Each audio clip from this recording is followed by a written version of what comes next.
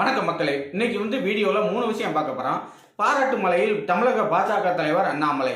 ரெண்டாவது சம்பந்தமே இல்லாமல் பேசிய நாம் தமிழர் கட்சி அண்ணன் சீமான்.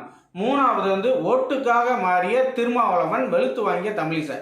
இந்த 3 விஷயம் தான் பார்க்க போறோம். ஃபர்ஸ்ட் பாராட்டு மலையில் அண்ணாமலைனா அண்ணாமலை ஒரே ஒரு ட்வீட் தான் இங்க போயிட்டாரு.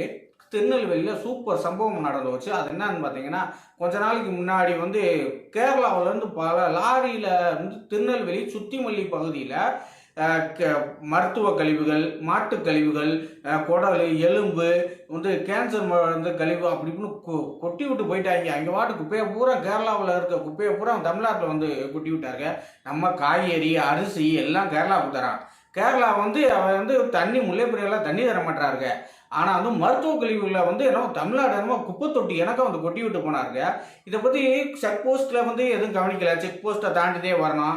கேரளா செக் போஸ்ட்டும் கவனிக்கல, தமிழ்நாடு செக் போஸ்ட்டும் கவனிக்கல. அதுக்கடுத்து எத்தனை போலீஸ் ஸ்டேஷன் இருக்கா, எத்தனை நெடுஞ்சாலையில் கைவே பெற்றவர்கள் ஹெல்மெட் போலைன்னா எத்தனை பேரை பிடிக்கிறாங்க, கார் எத்தனை பேர் செக் பண்ணுறாங்க. அதெல்லாம் தாண்டி திருநெல்வேலிக்குள்ளே கொட்டி விட்டு போனாருங்க.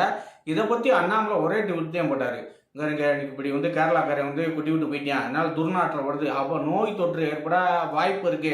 இப்படி இது பண்ணா நான் என்ன செய்வேன், உடனடியாக தமிழ்நாடு அரசுக்கு நடவடிக்கைலாம் நான் இந்த குப்பையை பூரா அள்ளிட்டு போய் கேரளாவில் கொட்டி விட்டுருவேன் அப்படின்னு சொன்னாருங்க. உடனடியாக தமிழ்நாடு கவர்மெண்ட் விழிச்சுக்கிருச்சு. ஆகா, நம்மளை ட்வீட் போட்டாப்புல அவ்வளோதான், நம்மளை சொன்னா செய்வார். அதனால உடனடியாக குப்பை எதுவும்னா அங்கே கேரளாவில் கூட்டணி கட்சியான பினராயி விஜயன்ட்ட அவன்கிட்ட முதலமைச்சர்கிட்ட அவர்கிட்ட பேசினோடனே அவர் சொல்லிட்டாரு. சொன்னோடனே இதானோடனே உடனடியாக இன்னைக்கு 5 லாரியில் திரும்ப குப்பையை பூரா அள்ளிட்டு பிளீச்சிங் பவுடரை போட்டு போயிருக்காருங்க. இதுவரை அது மட்டும் இல்லாமல் நாங்கள் 5 பேரை கைது பண்ணியிருக்கோம், இன்னும் தேடிக்கிட்டு இருக்கோம். இனிமேல் இந்த மாதிரி சம்பவமே நடக்காது அப்படின்னு கேரளா கவர்மெண்ட் தெரிவிச்சிருக்காங்க. குப்பையை கொட்டின இடத்துல பிளீச்சிங் பவுடர்லாம் வர போட்டு விட்டு போயிருக்காருங்க.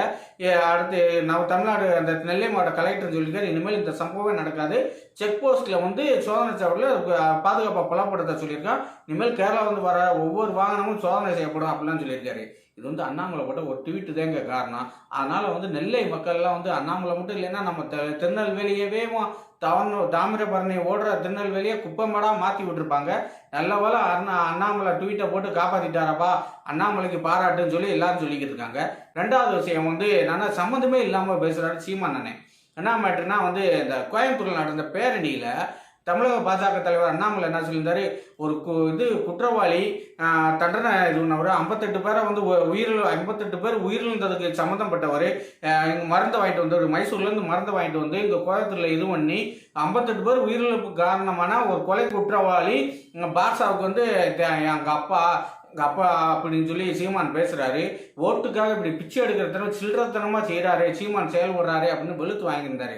உடனே இன்னைக்கு சீமான் நான் பேசியிருக்காரு, நன்னா அண்ணாமலை நான் இந்த ஓட்டுக்காக நான் போனேங்கிறாரு, இஸ்லாமிய ஓட்டுக்காக போனேங்கிறாரு. அவர் என்ன யார் ஓட்டை வாங்க போனாரு, அண்ணாமலை எதுக்கு அங்கே பேரணி நடத்தினாரு, எனக்கு இஸ்லாமியர்கள் ஓட்டே போட மாட்டாங்க, இதுவரை ஓட்டே போட்டதில்லை, திமுகவுக்கு ஓட்டு போடுவாங்க, நபிகள் நாயகமே திரும்ப ஓட்டு போட சொன்னா கூட நீங்க நபிகள் நாயகம் கிடையாது, நபிகள் நாயகம்னா திமுகவுக்கு தான் ஓட்டு போட சொல்லுவீங்க, ஏன் நாம் தமிழர் கட்சி சீமானுக்கு ஓட்டு போட சொல்றீங்கன்னு கிண்டல் பண்ணி அனுப்பி விட்டுருவாங்க. மொத்த முஸ்லீமையும் இழிவுபடுத்தி விட்டாப்புல.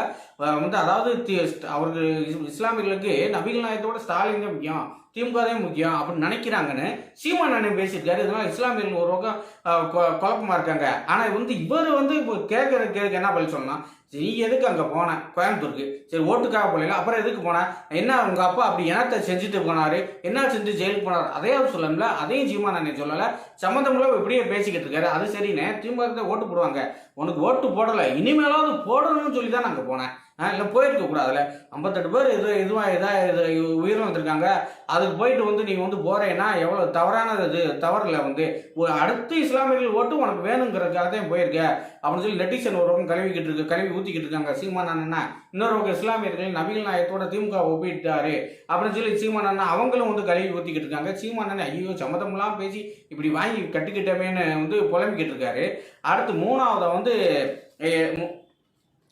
என்ன மேட்டர்ன்னு பார்த்தீங்கன்னா, ஓட்டுக்காக மாறிய திருமாவளவன் தமிழிசைக்காக வெளுத்து வாங்கிட்டாங்க. இன்னைக்கு தமிழிசை அந்த பேட்டியில் வந்து என்ன சொல்லியிருக்காங்கன்னா வந்து அம்பேத்கரை வந்து அமித்ஷா இழிவுபடுத்திட்டாருன்னு சொல்கிறாங்க. அம்பேத்கர் மகாராஷ்டிராவில் வேட்பாளராக நின்னப்ப யார் தோக்கடிச்சா?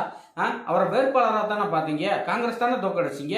காங்கிரஸ் வந்து வேட்பாளர் தானே பார்த்தீங்க. அம்பேத்கர் சட்ட மாமத அன்னையில் இந்த இந்திய அரசியல் சாசன சட்டத்தை உருவாக்குனவர், பிற்படுத்தப்பட்டவர், நலிவுந்தோர், ஒடுக்கப்பட்டவங்களுக்காக உழைத்தவர். அவர் வேட்பாளராக நிற்கிறாருன்னா அவருக்கு எதிராக நம்ம நிற்கக்கூடாது, வேட்பாளராக யாரையும் நிப்பாட்டக்கூடாதுன்னு நினைக்கல. அன்னைக்கே அவரை தோக்கடிச்சிட்டு அவருக்கு எதிராக வேலை பார்த்துட்டு இன்னைக்கு வந்து பேசுறீங்க.